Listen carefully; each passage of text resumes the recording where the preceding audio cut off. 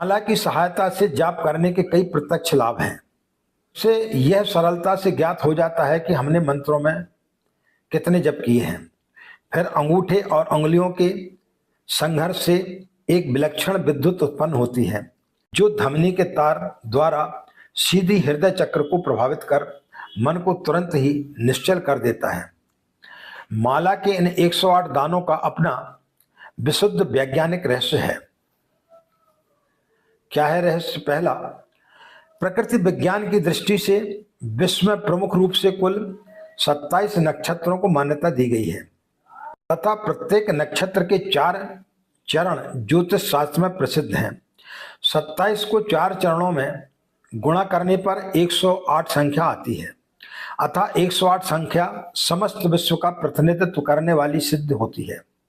ब्रह्मांड में सुमेरु, जो माला के दोनों के अतिरिक्त ऊपरी भाग में पृथक होता है, की स्थिति सर्वोपरि मानी गई है, अतः माला में भी सुमेरु का स्थान सर्वोपरि ही रखा जाता है तथा उसका उल्लंघन नहीं किया जाता है।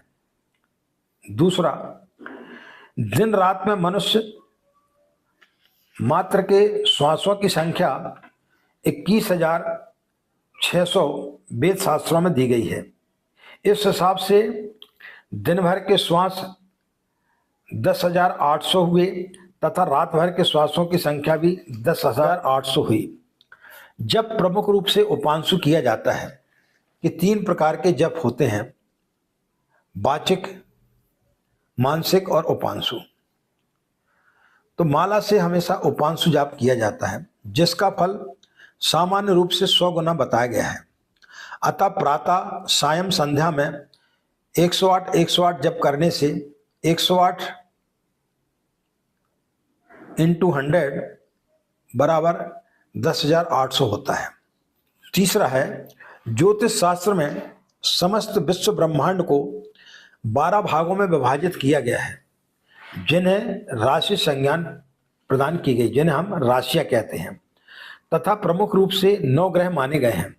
अतः 12 राशि तथा 9 ग्रह का यदि गुणनफल करें तो 108 होता है।